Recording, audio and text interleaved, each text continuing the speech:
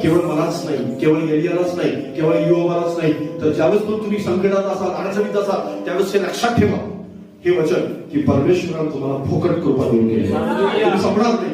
तुम्ही त्यावेळेस हाराल खरे, त्यावेळेस तुम्ही परीक्षेत असाल, तुम्हाला असं वाटेल की परिस्थितीच्या पलीकडे काही नाहीये, पण देवाने अजून सुद्धा एक पाऊल पुढे ठेवलेलं. देवाला अजून सुद्धा एक मूळ, ज्याला म्हणतो आपण, एक मूळ आपल्या परमेश्वराजवळ अजून बाकी आहे. देव तुम्हाला त्याच्या पलीकडे घेऊन जातो. आपल्याला असं वाटतं की आकाश टेकलेलं आहे, पण पुढे प्रवास करतो आपण, त्यावेळेस आपल्याला समजतं की आकाश नाही टेकलेलं आहे. आकाश टेकलं कुठंच नाही,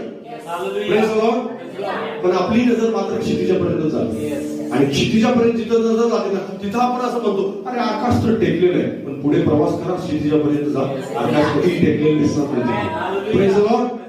आकाश टांगलेलं आहे, पृथ्वी टांगलेलं आहे परमेश्वर आकाशामध्ये, अंतराळामध्ये. हे आपण विसरतो आणि परमेश्वर आपल्याला